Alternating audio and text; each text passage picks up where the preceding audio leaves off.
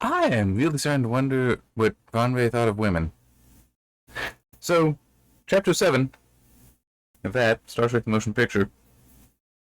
So this is, Kirk has left the bridge, and it's like everyone was kind of paused until they went back to the business. Sulu makes a comment about how he wanted the Enterprise back, and he was going to get her. Uhura agrees, but also adds, not verbalizing it though. That was exactly what she had felt. That was exactly what she had just felt in Kirk too. He had also had that look which comes into some men's eyes when they've just won a woman and she lies there ready to be taken.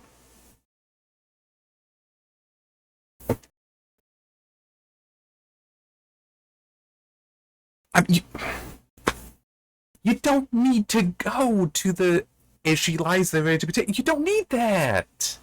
What the hell are you saying about this? I mean, I don't see the need of putting that in there. I get that that's a thing. On its own, I can't criticize that. It's just, why is it there? What is this adding to the story? Maybe it's partly because I recognize the Enterprise is a ship. Great ship, but still a ship. And not personifying it so strongly to be a woman there. But it's still, I mean, just with the previous line about it being a like possessive love, and it's like the Enterprise is a possession, women aren't. I mean, it's just, what is this?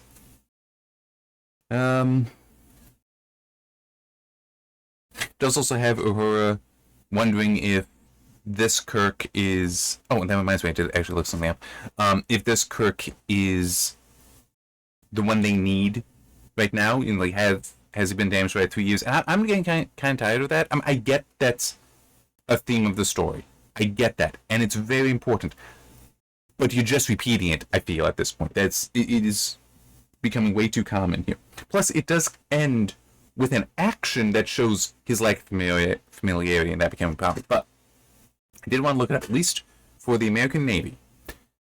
The ranks for Admiral, there's Rear Admiral lower half, Rear Admiral, Vice Admiral, Admiral, and then Fleet Admiral. At least based on the different pay grades they can get. One thing a little interesting, Fleet Admiral doesn't have a pay listed at this federalpay.org. I don't know, maybe Fleet Admiral is a little different. And yeah. I mean, all of them are flag officers, so I'm not sure what a Fleet Admiral is. But I am not looking. But just, yes, Vice Admiral is pretty high up. Okay. So, and I do not know where Kirk is. I don't recall it ever being stated what kind of admiral he was. But yeah, so it's, I don't know, the whole Laurie being a vice admiral and was assigned to him for a year. It still is. I don't think you're getting to vice admiral because that's middle of the pack. You got both grades of rear admiral below it. Yeah, yeah. One thing that's just, I don't care for how the sentence is written because to me, I was inferring something, so it was implying something to me that my inference might be wrong. But the last 3 years of redesigning and rebuilding her, the Enterprise, had been the happiest time in Scott's life. I just find that odd because, like, don't get me wrong, he's amazing. Scotty is awesome. But he's not necessarily a ship designer. Like, there's ship designing, there's ship engineering. These are different things. These are different skills. He would definitely be. There's no way he would not be. He is busting into that room, if need be, to be involved in the redesign and refit of the Enterprise, okay? Like, he will fight through a room of Klingons to get there to make sure that it's set up, that everything's going right, and that they're doing everything. That is absolutely what's gonna happen there. But it just is odd because it sounds like he was the one redesigned. It's like, no. There would have been actual ship designers doing that, and it's just, he would be involved, but it just feels a little odd. But it is also, to be fair, he may have been involved even beforehand. Even before these 3 years started, like during the 5-year mission. Okay. There was some... Yeah, whatever. There was something else that entered my mind, but... No. Oh, yeah, that's right. There's also the issue... How much redesign does the Enterprise have to go through? And this is a legitimate question I have, because the Enterprise is not the only Constitution-class ship. There'd be the other starships that are actually out there, potentially also the prototype Constitution. That I don't know if that would have been sent out or not, but it's like, is the Enterprise, because it's not been stated here, if the Enterprise is the prototype of the refit. That's possible. I don't know why you would do that. I would think you would have updated you come up with the Constitution refit design, have built one of those ships, and then as the Constitution classes come back, and it's like, yes, we can do this, then you're refitting, but you already have a known platform for the refit, not just known platform Constitution that you upgrade, but an actual, there's the refit over there that's already been built. So it does seem odd how experimental this seems to be to me, and and you could just say, no, the Enterprise was chosen as the prototype for it. That's fine. You can do that. I just feel like, say it. So that the reader doesn't have that question. Okay. Got some stuff with Decker here. I'm going to close the tab on the Admiral ranks. So Decker is introduced with his head inside of a console because he's looking around trying to get things working, trying to help out. So it's neat because it is demonstrating his knowledge of the ship and his own engineering interest or capability. In this case, he's sticking his head in and spotted the thing that's the cause for the transporter not working. That's actually true. That's kind of funny to think about. Anyway, pulls his head out. And Scotty knows that he's about to be replaced, but it's like, should I tell him? Because he feels miserable, but it's like, no, it's not his place. He is not the one to deliver the order, right? That would be a different officer, potentially. I'm saying it's not been given to Scotty to do that. Technically, if he would say that's just passing a rumor. Or it's for Kirk to do, and indeed Kirk does then show up. And Decker's response, I feel it's not quite appropriate. We're getting a top brass send off, and that might also be in the movie. A lot of this chapter does seem to be very much word for word the movie, or the movie is word for word this. Anyway, Decker would know what they're going to do. He would have an understanding of this. This is not a top brass send off kind of thing, right? Because it sounds too light a statement to me. This is a very serious situation. I'm not sure what a better response would be there. Because it's like Admiral Kirk. I mean, we're getting a top brass send off, and something like, "She'll be ready. Don't worry, she'll be ready." Something like that. A statement of confidence, not just "Hey, cool. We're gonna get to show off," and all that. It's like wrong kind of tone. Hang on just a moment. I'm going to pause and make a note here, because it is actually, once it occurred to me, that's interesting. I'll get to it later. Alright. Yeah, that's going to be fun to get to. Okay,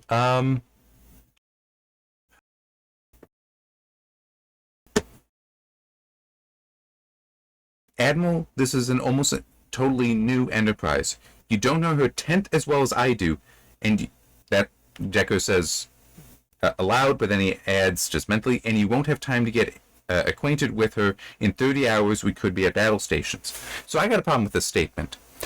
Now, I'm of low confidence, all right, and I've already complained about that, criticized it in other videos, that it always seemed like Kirk doesn't actually know, like that statement is true. And I'm pretty sure that line is directly in the movie. But then we had in the previous chapter or chapter before that, Kirk has been studying the plans. He's visited the ship multiple times. So it's like a tenth as well as I do. It's like, dude, I've been going over the plans just like you. Have I been putting it together with my bare hands? No. But so what? I mean, it's like he knows the original ship. He does know the paper designs. And I'm sorry, this ship has not yet gone out. Decker has not commanded the ship yet. He's commanded a hulk in a shipyard. That's all he's done so far.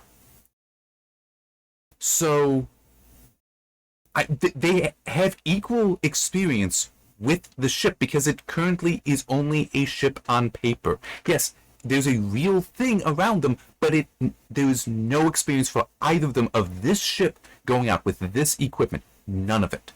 Neither of them have that. Right? Scotty may have a better sense than them. The ship designers may have a better sense of that, but it's like, no. If we assume that Kirk has, in fact, as has been stated, that Kirk has been keeping up to date on this, they are equal for this Enterprise, but compared to the original Enterprise, Decker's got nothing on Kirk. Kirk is its master. Alright? So it is an inappropriate statement based on what has been stated earlier in the book. In the movie, the statement's fine, because I don't recall any suggestion in the movie that Kirk has been studying it. Okay, that Kirk knows the plans. That's fair. But that's technically here. I mean, Kirk could even have. He wouldn't. He's trying to stay in control, so he wouldn't. But technically, Kirk could throw back. You know her on paper. You know, just something like that, or we both know, or even that actually could be it. We both know their design, the designs. Could, or even like, I have studied the designs as much as you have. Like something like that, just to basically make the point. This is just paper around us, okay? It's all just paper at the moment. Until we get moving, that's all it is. And when it comes to experience from moving, that's Kirk, not Decker. Alright, so Decker leaves. He's unhappy. Kirk actually tells him to go back to the bridge, which seems odd. I mean, just, Kirk had his head in there, Decker had his head in there, was doing work. It's like, go away. It's like, you know what the ship needs. Go do that. Go fulfill that need. I'm not saying go to the bridge, because, like, is he going to be helpful at the bridge, or is he going to be helpful here with Scotty? But anyway, he leaves. The transporter was in theory repaired. It actually wasn't. They started beaming, and overload, red lights going on, which it's weird that there's no failsafe here, apparently. But anyway, he and Scotty are doing what they can. Then they start running. And it's apparently formerly Yeoman Rand, but I think what did it say she was? Transporter Chief Janice Rand. I don't remember if they got the actress back for the movie or not. But this movie or not. I know she is in Star Trek 6 because she's actually the communications officer on the Excelsior. That is true. Excelsior was also an experimental ship and did go out on missions. So I guess, yeah, the Constitution may also be out there. Anyhow, so she's the one. I just don't remember if she is the one in the movie. But in any case, she's there, and she is doing everything she can. The transport assistant is doing everything he can. They're trying to do this because the patterns are being lost due to the overload. And how there is like a flash of the people there, but then the forms start twisting and such. And one description in here, I actually don't have it highlighted. But frighteningly misshapen, writhing masses of chaotic flesh with skeletal shapes and pumping organs on the outsides of the bodies. It even puts bodies in quotes. A twisted claw-like hand tore at the air, a scream coming from a bleeding mouth, and then they were gone. The chamber was empty. That physical description of the mass there, it's like that. I'm immediately thinking Galaxy Quest. Yep. The thing that happened to that lizard pig thing. It's like that's exactly what I thought of here, which is either it's a common thought of what happens when you have a transporter malfunction, or it's possible that the people that wrote Galaxy Quest were enough of fans of Star Trek to do this. I mean, it's. I'm trying to think. Galaxy Quest is like a step movie for the Star Trek franchise, I think is what you can put it. It's like it's a stepchild in the family, where it's like it is brought in, it is beloved in the family. It's not quite the same as everyone else, but you love it. You love it still. It is definitely part of this family. And Galaxy Quest is such a good movie. It really is.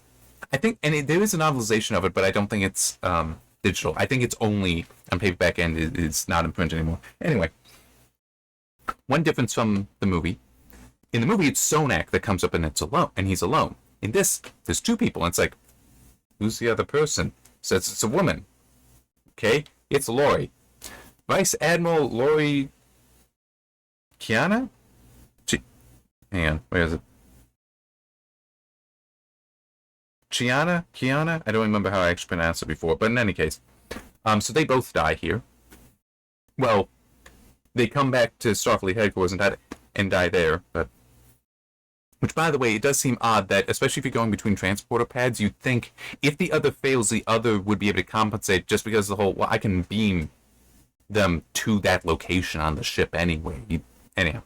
I mean, I did talk before about how it makes sense that you could synchronize transporters or link them somehow, that it's more efficient to go between two transporter pads, but you think if one fails, the other can just take over. Not what happened here. Or it could just be a failure that disrupts that, even. But anyway, she's now dead. Which I'm kind of okay with. I mean, it hits Kirk kind of hard, but it still is... The character was just weird. I mean, as I mentioned before, and it was in the previous chapter, she was assigned to him for a year. And was like the regular year assignment of just them living together. It's like, what is the... I do not understand Roddenberry's view of the future. I really don't. I don't much like it either. And part of that is not just, I think it is somewhat degrading to the people, but it's also, I don't like it because I don't think that humanity would actually go to this. One last thing I want to give here, but then the thing that I had to pause to write the note on. Kirk turned, and this is how the chapter ends, by the way. Kirk turned and saw... I forgot something. Okay, let me pause. Go back. Kirk goes to the controls as well. Scotty's there. Kirk is trying to help as well. But it does note, when he reached for the pattern enhancement boost and had discovered its position changed on this new panel. I don't know why you'd necessarily do that, because you'd think that transporter controls, like various other controls, would be standardized, such as, no, you're not moving these things around. But it is a moment to demonstrate. So we're not just having her talk about how, oh, is he really... Instead of that, it's... Decker's comment, that's fine. He has reason to say it. Uhura, you didn't need to have that being like, is this the Kirk we need? But this is better because this is an action. This is him actually failing to do something as timely as he may want to. It probably wouldn't have made a difference, but it's timely because of his lack of familiarity. I'm good with that. But it is just, do want to mention that yes, he did have that stumble there. So Kirk turned and saw in Rand's face the torment inside. Had she killed them? There was nothing you could have done, Rand. It wasn't your fault. Then he turned and left the transporter room. And this is true. There was nothing she could have done. It was a technical failure. Back in just the thing that shorted out the quad resistor, something. It's some advanced form of resistor, supposedly, that Decker had spotted and been like, yeah, that's what we got to replace. Now, he and Scotty both recognized, and this is relevant for the note I added, he and Scotty both recognized this should have come up in the test. What is the underlying failure here? But still they spotted the failure, so it could be spotted this issue, so it could be fixed, and they just kind of move on. What occurred to me, and I need to make note, is that makes Decker partly responsible for this. So the whole statement that, Kirk, you don't know the ship well enough. It's like he's the one working on this and all this. And Decker's the one day with his head in the console trying to. But he also failed to recognize the underlying issue or to solve this specific issue here. So it is just, neither of them are perfect here. Is kind of the point that I think can be taken. Is that accurate? I don't know. It is possible that if that question were asked to Roddenberry, he might be like, no, Decker does know what's going on. It might, that I'm just reading more into it, but it is still there is technically the opportunity here to say neither of them know the ship fully. That neither of them have that perfect knowledge. So, yeah. So that is how Chapter 7 ends, with Kirk comforting Rand before he leaves. That's kind of it. So chapter 8, I'm not sure. I assume we're going to get Bones, because he does beam up from Earth. I wonder if it will describe the beard and the medallion that DeForest Kelly was wearing for that, which I think that there is actually, like, that the medallion was, like, actually Kelly's. Like, he just wanted to wear that day, and they let him. I think that's part of the story. I don't remember. I don't remember if that is part of the story, that was him, or if it was, no. This is something from, Starfleet, so put that on. I don't remember. I don't remember if that was a prop versus his collection, but either way. I wonder if he will have the beard and that in it. It'll be funny. I do also wonder, when are we going to see Spock? Is that going to be in the next chapter or the chapter after? Because he comes in and is like, he wants to rejoin the Enterprise, help out Kirk and all that, but also is like, I understand you are without a science officer. It's like, I'm here to offer my help. It's like, yep, we'll take it. All right. Overall, I'm reasonably happy with this chapter. Now, I think the last chapter may have been a little bit more enjoyable to me, but regardless, still, now I'm just thinking, I like that. I like that thought that it is, Decker is also imperfect in his knowledge. That it's like, the gap between them is not necessarily so small, and not just me arguing that, hey, they both only know the Enterprise on paper. No, because this thought came to me after that. But no, it's not just that. It is also, he had the opportunity to fix it and apparently failed to. So, yeah. Anyway, see you next time.